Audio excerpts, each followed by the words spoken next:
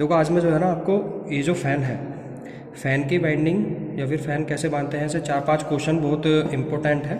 जैसे कि है कि how to identify binding not short और ग्राउंड, मतलब कि इसकी बाइंडिंग शॉर्ट है या नहीं है, उसको कैसे चेक करेंगे इसको मैं बताऊंगा। ठीक, how to identify starting and running binding with multimeter, इस मल्टीमीटर के द्वारा हम इसकी रनिंग और स्टार्टिंग बाइंडिंग को कैसे पता करेंगे इसको भी बताऊंगा।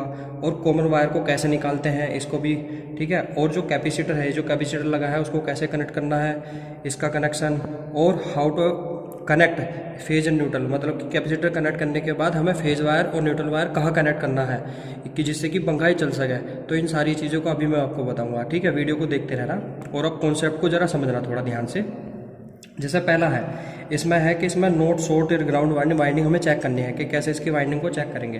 तो सबसे पहले आपको मल्टीमीटर को कंटिन्यूटी पे लेकर आना है, जैसे कि यहाँ पर कंटिन्यूटी पे है, ठीक है। कंटिन्यूटी पे लाने के बाद पहले मल्टीमीटर को एक बार चेक कर लो, इसमें बीप की आवाज़ आ रही है। तो आप क्या करना कि इसकी वाइंडिंग को लेना, पहले वाइंडिंग पे टच करना। वाइंडिंग करने के बाद इसका नट बोल्ट जो है ये इस पे टच करना है या इसकी बॉडी पे टच करना है। अगर यहाँ पर ये बीप की आवाज़ देता है तो इसकी मतलब इसकी वाइंडिंग कहाँ पर, इसकी बॉडी से शॉर्ट हो रखी है, ग्राउंड हो रखी है, इसका मतलब मोटर खराब है, उसकी वाइंडिंग को बंधवाना पड़ेगा। समझ में आया ना? तो ऐसे ही हर किसी से चेक करना है। तो पहला डाउट क्लियर हो गया। अब इसके बाद है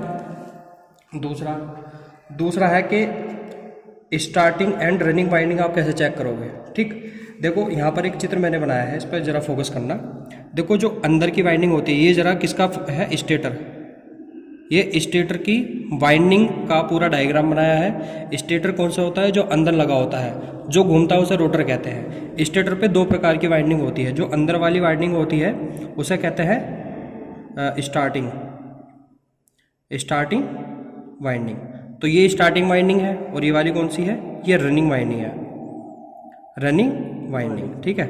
अब एक चीज़ और जान लो, देखो रनिंग वाइंडिंग का जो रेजिस्टेंस होता है, रेजिस्टेंस रनिंग वाइंडिंग का ये ज़्यादा होता है किसके कंपेयर में, स्टार्टिंग वाइंडिंग के। किसके, स्टार्टिंग वाइंडिंग का जो रेजिस्टेंस होता है, रेजिस्टेंस ऑफ स्टार्टिंग वाइंडिंग ये कम होता है किसके कंपैरिजन में, रनिंग वाली वाइंडिंग है, ठीक है। अब क्या करेंगे, मल्टीमीटर से हम इसके रेजिस्टेंस को चेक करेंगे, ठीक है। जैसे कि ये वाली वाइंडिंग है रनिंग वाली, इसके 2 टर्मिनल बाहर है, मतलब कि ये जो फैन है ये 4 वायर वाला। पहले 2 में हम चेक करेंगे, मल्टीमीटर लगाकर इसका रेजिस्टेंस नापेंगे, उसके बाद इसका रेजिस्टेंस नापेंगे।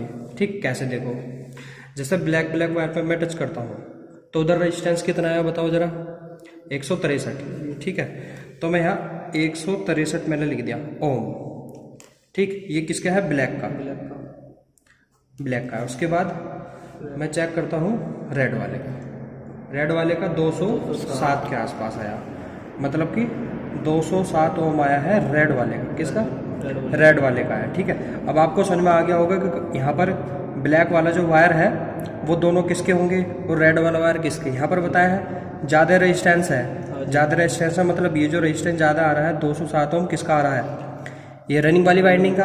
बाकी बचा हुआ जो कम रेजिस्टेंस है वो किसका आ रहा है, 163 और इसका स्टार्टिंग वाइंडिंग का। ये भी क्लियर हो गया आपको कैसे चेक करना है, ठीक है। और साथ में एक चीज़ और देख लेना, ये कहीं वाइंडिंग एक दूसरे से शॉर्ट तो ना हो, ये दूसरों एक ऐसे करके चेक करना है आपको।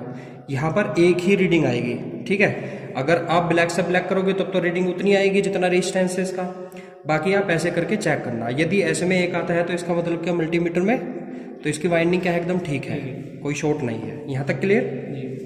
अब इसके बाद हमें पता करना है कि कॉमन वायर कैसे निकालते हैं, ठीक। जैसे आपको पता चल गया दोनों एक वाइंडिंग के 2 वायर हैं और ये भी एक वाइंडिंग के 2 वायर हैं।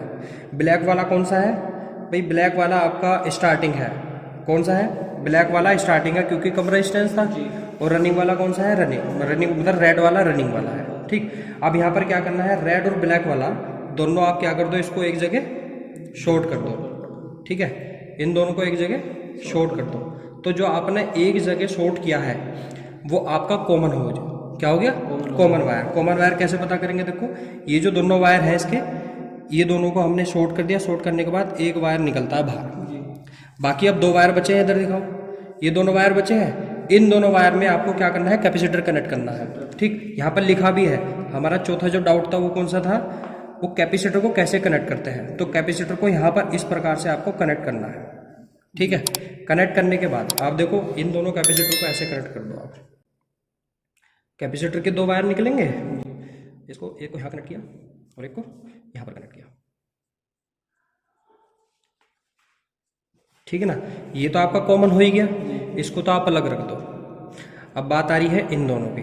अब इन दोनों में से कहाँ पर हमें फेज सप्लाई देनी है।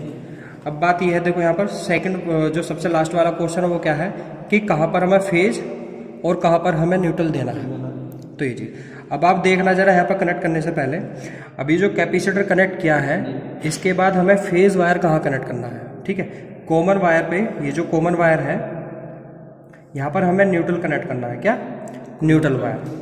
अब फेज वायर हमें कनेक्ट कहाँ करना है, इसको ध्यान से समझना। देखो ये जो स्टार्टिंग वाइंडिंग आ रही है ना, स्टार्टिंग वाइंडिंग के साथ कैपेसिटर कनेक्ट करना है।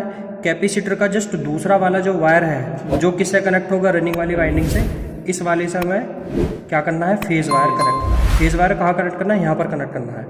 मेरी बात समझे। अब यहाँ समझो आप, तो ये वाला रेड वाला वायर कौन सा था बताओ जरा। रेड वाला था, देखो यहाँ पे लिखा है ना, रेड वाला वायर 207 ओम, 207 ओम किसका था, रनिंग वाले का। इसका मतलब रनिंग वाली वाइंडिंग यही आ रही है, तो यहीं पे तो हम कनेक्ट करेंगे। इसका मतलब यहाँ पे हमें फेज कनेक्ट करना है, यहाँ पे न्यूट्रल कनेक्ट करना है, इसको हमें ऐसे ही छोड़ देना है बीच में, ठीक है। तो इसको हम बीच में रख लेंगे। जो हमारा कॉमन वाला है, कॉमन वाले को ऊपर रखेंगे यहाँ पर, ठीक है। इस मिडल वाले का काम कुछ है नहीं, इसको हमें मिडल में डालना है, ठीक है। और बाकी जो सबसे लास्ट वाला है, जो फेज वाला है, उसको हमें नीचे रखना है, इसको नीचे ऐसे कनेक्ट करना है, ठीक है, ऐसे करके। अब इसको हम टाइट कर देंगे, उसके बाद इधर हमें फेज देना है नीचे वाले और ऊपर वाले पे न्यूट्रल। ये कनेक्शन हो गया बस।